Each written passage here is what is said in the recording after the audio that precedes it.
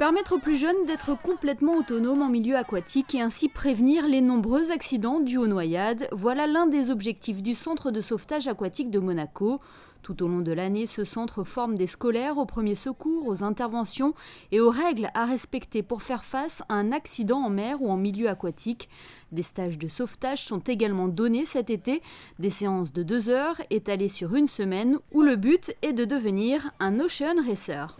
L'Ocean Racer, ici au centre de sauvetage aquatique de Monaco, c'est d'être capable de partir en courant sur la plage, de sauter à l'eau avec une bouée tube, de nager avec la bouée tube, de revenir au point de départ, de récupérer une planche et de faire un parcours aquatique et de revenir au point de départ.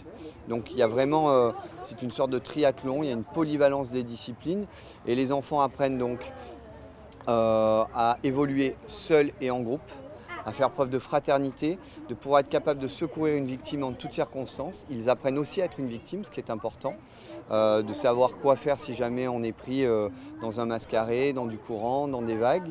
Et surtout, ils mettent en place une stratégie collective pour pouvoir aller porter assistance à quelqu'un. Donc il y a une discipline qui plaît énormément. Une victime, un sauveteur, 3 personnes qui attendent sur la plage et ils doivent s'organiser donc à 4 parce que le sauveteur ramène la victime pour la porter jusqu'au poste de secours. Et là c'est super rigolo parce que les personnes sont lourdes, ils tombent, enfin voilà, c'est super ludique. Dernièrement, le centre de sauvetage aquatique de Monaco a reçu les lauréats du concours de dessin organisé dans le cadre du rallye Princesse Charlène qui a eu lieu en avril dernier. 3 des 6 lauréats ont reçu une formation particulière, une après-midi découverte pour s'initier à la discipline. C'était sportif déjà, c'était très instructif aussi.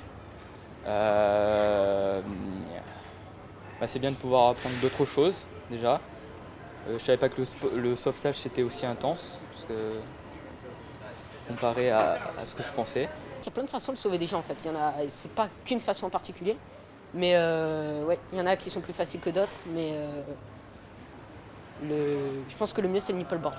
On a appris à faire du nipperboard. C'est ce que utilisent dans les films, enfin pas que dans les films, mais ce qu'on voit dans les films, les maîtres nageurs utilisent pour se déplacer dans l'eau. Et voilà, c'était sympathique. Justement, qu'est-ce que tu as retenu de cette journée ? Que c'est très physique déjà. Il ne suffit pas juste d'être beau gosse, avoir les cheveux blonds et voilà. Et il faut avoir des muscles aussi, voilà. Alors que les chiffres des décès par noyade sont en hausse cet été, cette formation de la jeune génération aux gestes de secours est là pour lutter contre ce fléau et elle ne se limite pas à la principauté. En effet, la Fondation Princesse Charlène organise régulièrement des programmes de prévention à travers le monde. C'est un précieux sésame qui permet aux jeunes âgés de 13 à 21 ans de découvrir de nouvelles activités sportives. Le Passeport Culture réunit chaque été bon nombre d'adolescents autour de disciplines diverses, comme la voile par exemple, un véritable apprentissage du milieu marin, avec les notions de sécurité, les règles de vie et de respect à bord des bateaux, mais surtout une initiation à la pratique de la voile, positionnement dans le bateau, repères pour savoir comment se diriger et gérer les voiles de son bateau. Un laser Pico, vous avez 2 personnes qui naviguent à bord. Il y a également 2 voiles, de quoi diriger le bateau avec un gouvernail, de quoi équilibrer le bateau avec une dérive. Chaque personne à bord du bateau a 2 rôles à faire. La première pour le barreur qui est de diriger son bateau, avec régler la grande voile que l'on a, qui est la plus grande des voiles à bord. Et le deuxième équipier s'occupe d'équilibrer le bateau et de régler la voile de l'avant qui s'appelle le foc. Ils sont une dizaine chaque après-midi à partir en mer. Certains sont des habitués, d'autres sont néophytes, mais tous apprécient cette liberté de naviguer au gré du vent. En fait, on va naviguer sur l'eau, on s'amuse et c'est tout ce qu'on fait en fait. On apprend à régler la voile et tout ça. En général, j'aime bien la voile, du coup, je trouvais ça sympa d'en faire avec les autres personnes du Passeport Culture. Ce qui est bien, c'est quand on voit que le bateau commence à chavirer, puis ça, c'est amusant, on est entre amis, et puis voilà. Il nous explique un peu le vent, ce qu'on doit faire sur le bateau, le positionnement et tout ça. Après, on prépare les bateaux, on sort. Il nous explique d'abord où est-ce qu'on doit aller, le parcours qu'on doit effectuer. Et après, on navigue, il nous donne quelques consignes pour améliorer et après, on rentre. Ces cours de voile se déroulent chaque après-midi, si le temps le permet, puisqu'il faut un minimum de 5 nœuds et un maximum de 20 pour pouvoir sortir en mer. Composer soi-même sa propre salade pour sa pause déjeuner, un concept simple qui séduit en principauté. Ils sont nombreux à avoir adopté cette tendance. Les salades bars offrent une alternative aux travailleurs pressés et désireux de manger sainement. Le premier à avoir tenté l'expérience s'est installé il y a 5 ans dans le quartier de la Condamine. J'ai commencé ma carrière sur Paris, c'est à ce moment-là que j'ai vu les premiers bars à salade qui se montaient. C'est des concepts qui m'ont plu de suite. Les Parisiens étaient très friands et donc en redescendant sur Monaco, j'ai décidé d'ouvrir un bar à salade. Je connaissais un petit peu Monaco parce que j'y ai grandi et ça a très vite fonctionné. Voilà, c'est comme ça qu'est venue l'idée de monter le Saladine à Monaco. C'est le premier bar à salade et aujourd'hui ça fonctionne. Chacun peut réaliser sa salade sur mesure, il suffit de choisir l'une des bases disponibles et d'y ajouter les toppings de son choix.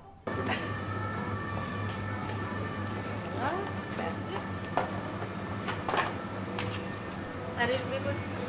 Alors, poulet. Nature? Oui. Oui. Avec ceci. Tomate. Mozza.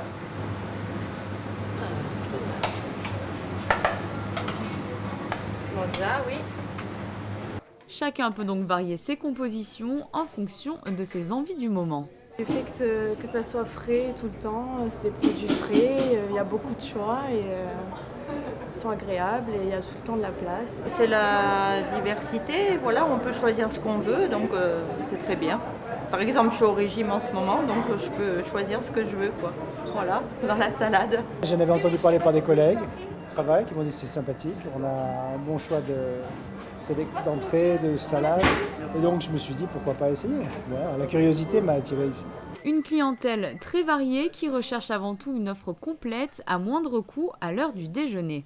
On est ici sur Monte-Carlo dans un quartier qui est relativement fréquenté par les banques, les bureaux et par l'ensemble de la population monégasque.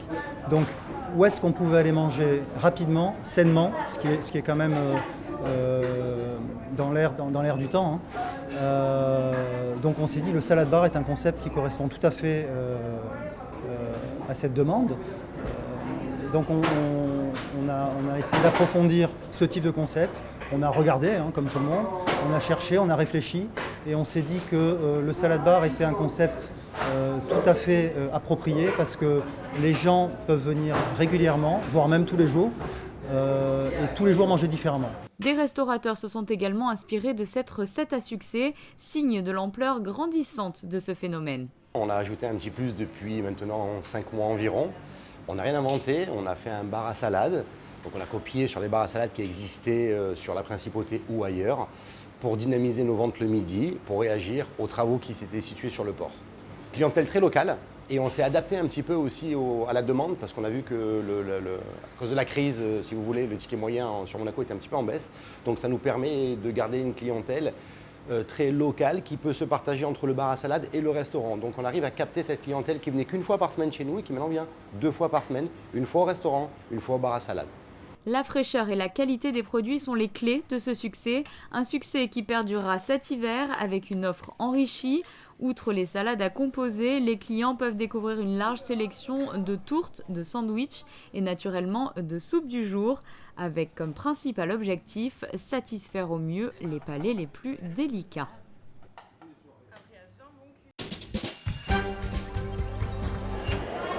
En bref, une idée de visite aussi bien pour les résidents que pour les personnes de passage en principauté. Le musée océanographique vous accueille tout au long de l'été. De nombreuses animations sont organisées pour la famille et dans le cadre de son exposition Requin, venez découvrir la mâchoire du plus grand spécimen au monde, le mégalodon. Avec ses 2 mètres de haut, vous pourrez vous prendre en photo à l'intérieur de ce méga sourire et partager cette expérience sur les réseaux sociaux. Près de 200 personnes se sont retrouvées dans ce havre de paix situé à Carpentras dans le Vaucluse. Que ce soit des personnalités ou des anonymes, des bénévoles ou d'anciens résidents de cette maison de vie, tous sont venus ensemble pour vivre ce moment festif et souffler les bougies de ce 5e anniversaire autour de celle qui a imaginé cette maison du bonheur, la princesse Stéphanie. Cette maison, c'est comme si 2 grands bras qui vous attrapaient, qui vous rassurent, qui apaisent. Il y a une sérénité et un calme qui fait juste du bien, quoi. Quel est peut-être le souvenir le plus important pour vous dans cette maison de vie, l'inauguration? Il y a un moment particulier qui vous a marqué? Je crois oui, c'est toute l'étape. C'est la première pierre, c'est la dernière pierre, c'est l'inauguration, c'est chaque année l'anniversaire, c'est de voir le livre d'or qui se noircit de jour en jour avec des commentaires et des témoignages merveilleux. C'est tout, quoi. C'est aussi peut-être les meubles qu'on monte soi-même. Voilà, oui, c'est chaque nouvelle chose qui surplombe l'autre. Voilà, il n'y a pas quelque chose. Voilà, chaque expérience dans la maison est une belle expérience, quoi. Entre ces quatre murs, les mots respect, écoute, dignité, réconfort ou encore sérénité remplacent les sentiments de discrimination, de solitude, de stigmatisation ou de précarité sociale, bien trop souvent ressentis à l'extérieur lorsque l'on vit avec le VIH. Au total, depuis 5 ans, 700 personnes sont venues se ressourcer dans cette maison de vie. C'est des séjours de 15 jours qui alternent au cours de l'année et on leur propose un lieu d'écoute, de soutien, c'est déjà ça, de partage entre eux, d'échange entre eux et puis un lieu de redynamisation, de bien-être et de qualité de vie. C'est-à-dire qu'il y a un grand nombre d'ateliers, tous les jours il y a 2-3 ateliers, soit en rapport avec le corps, ça peut être la relaxation, le tai chi, l'activité physique, soit en rapport avec l'estime de soi, les arts créatifs, la voix, le souffle, la respiration. Tout ça est fait pour que les personnes reprennent conscience qu'elles sont actrices de leur santé et qu'elles doivent s'engager dans une dynamique de bonne santé. Ce que doit faire chacun, mais encore plus pour les personnes contaminées. Et quand j'entends « vous nous avez sauvé la vie, grâce à vous je suis reparti d'un bon pied », comme dit la princesse, c'est le plus beau des cadeaux. Voilà, c'est parfait. C'est petit, mais c'est peut-être beaucoup. C'est un lieu accueillant, agréable, où on vient pour se ressourcer, ça fait du bien. L'éloignement de la ville, c'est-à-dire des bruits de voitures, de scooters et des gens qui s'engueulent, qui s'insultent. Le cadre, la tranquillité, les petits oiseaux, tout ça avec toujours la grande générosité de la princesse Stéphanie qui vraiment nous a comblés aujourd'hui, demain et après-demain. Bon, moi, la maison de vie, c'est la famille. C'est la famille parce qu'on n'a pas de famille. Moi et ma fille, on n'est que toutes les deux. Voilà. Donc ici, quand je viens, on nous sourit, on nous parle, on nous écoute, on pleure, on crie, on peut dire merde, on peut tout dire. Voilà. On peut dire tout ce qu'on a sur le cœur. Ce que vous ne pouvez pas le dire à l'extérieur, vous le dites ici. Et puis on vous écoute. Et puis on vous aime pendant 10 jours. Voilà. Parmi toutes les personnes présentes, un chanteur est venu soutenir le combat de la princesse Stéphanie, Christophe Mahé. C'est important d'être aux côtés de la princesse pour plein de raisons. Parce que Fighted, j'ai déjà fait pas mal de concerts pour soutenir l'association. Et ici, c'est symbolique, on est chez moi ici, on est à Carpentras. Carpentras, c'est ma ville natale, j'ai grandi ici. Et c'est vrai que ça fait quelques années que je suis parti, mais voilà, raison de plus pour me retrouver ici pour les 5 ans, les 5 ans de cette maison de vie. Autre personne présente, plus anonyme, mais qui est à l'origine en quelque sorte de ce projet, Charles King. Il gère Housing Works, un immeuble en plein cœur de New York, où là aussi des personnes touchées par le VIH peuvent venir se ressourcer. La princesse avait visité ce lieu en 2006 à l'occasion d'une réunion de l'ONU-SIDA. C'est là qu'elle a eu l'idée de créer sa maison de vie. Et bien cette fois, c'est Charles King qui a fait le déplacement pour découvrir cette maison de vie à Carpentras. Je trouve que c'est un lieu fantastique pour se ressourcer et je pense que c'est très intéressant. La princesse est venue nous voir à New York pour s'inspirer de ce que l'on faisait. Et là, en regardant ce qu'elle a fait de cette maison de vie, eh bien, je viens de lui dire que c'est moi qui allais prendre ces idées à elle pour les ramener à mon tour à New York. Je suis très impressionné et heureux d'être ici. Après un déjeuner suivi par plusieurs activités et animations, cette journée anniversaire s'est achevée par une émission en direct sur Radio Monaco, un jungle fight où des résidents en ont profité pour remercier et saluer le travail de la princesse Stéphanie en chanson. Le souvenir de cette maison, ancré en moi jusqu'au tréfonds, j'en ferai mon fier compagnon en toute direction. Avec nos bras dans mes bottes, je monterai haut sur mes bottes. Merci à la maison de vie, à toi c'est ta vie.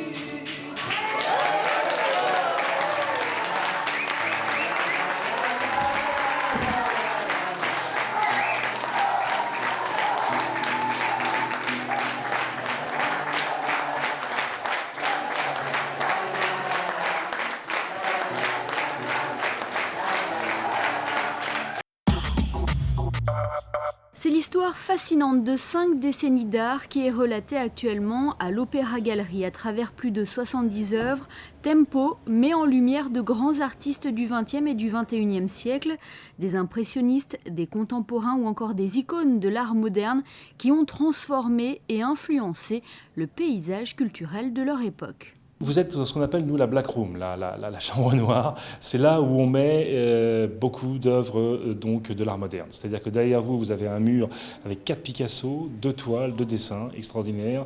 Vous avez derrière moi un très beau Marc Chagall. Donc ici, on a regroupé, autant que faire se peut, les pièces maîtresses. Vous avez aussi un Miro à ma droite. Dans la rotonde qui est à côté, on a essayé de mettre plutôt donc, ces peintres abstraits dont je vous ai parlé, à savoir les Turisimetti, Bonalmui et ce genre de choses.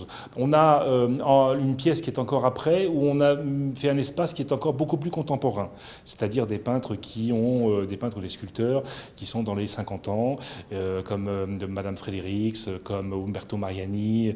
Donc voilà. Donc si vous voulez, on a des pièces qui sont plus ou moins réservées à des catégories effectivement d'époque, on va dire. Ici, Chagall, par exemple, cohabite avec Matisse, Valdès, Soulages et Miro. Cette exposition est une occasion rare de revivre cette période de l'histoire de l'art et ce à travers différents mouvements artistiques. Présents dans une dizaine de villes à travers le monde, Opéra-Galerie Monaco se détache des autres galeries en proposant chaque été une exposition unique. On a décidé il y a maintenant, ça fait 6 ans que la galerie est ouverte, et on a décidé il y a 5 étés de cela, d'organiser au mois de juillet et au mois d'août un rendez-vous. On a beaucoup de collectionneurs dans le monde entier qui tournent, et très souvent, durant l'été, ils passent à Monaco. Vous savez que Monaco est une destination de rêve, et au mois de juillet et au mois d'août, il y a pas mal de gens qui passent.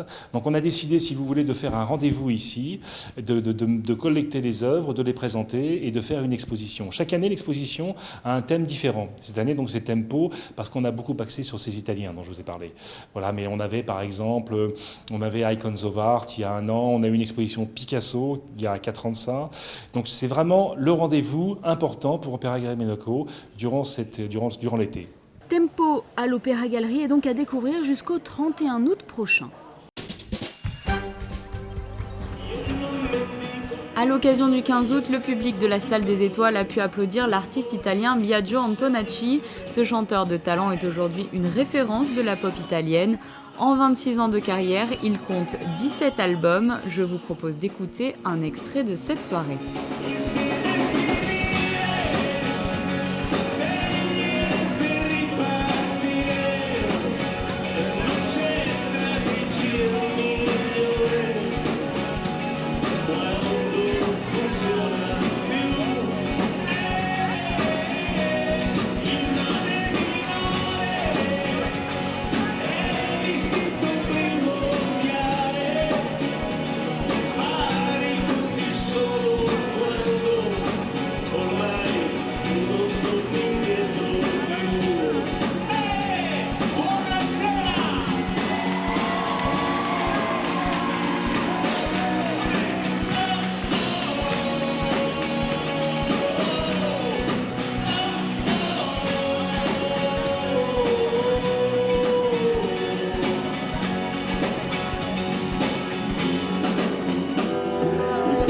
È così delicato da averne persino paura, da farne l'esempio di tutto e da tutti tenerlo segreto e staccato, da farlo morire dopo. E tu sei bella come Venezia addosso,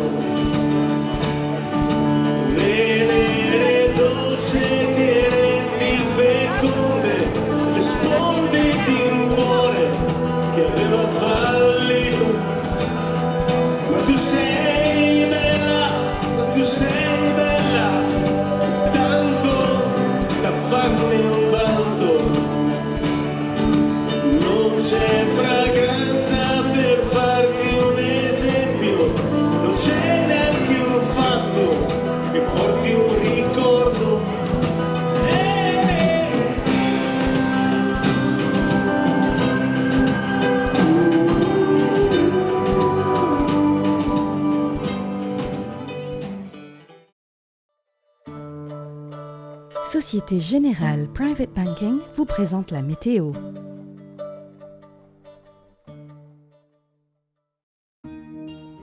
Mardi, maintien d'un temps agréable, modérément chaud. Le soleil sera largement présent sur l'ensemble de la journée. Il fera 21 degrés au lever du jour et 26 degrés dans l'après-midi. Mercredi, temps sec et ensoleillé, les températures seront stationnaires, conformes au normal de saison. Il fera jusqu'à 27 degrés au plus chaud de la journée. Jeudi, grand ciel bleu, les températures oscilleront entre 22 et 28 degrés. Et finalement vendredi, le soleil sera présent sur l'ensemble de la journée. Il fera 23 degrés le matin et 28 degrés au plus chaud de la journée.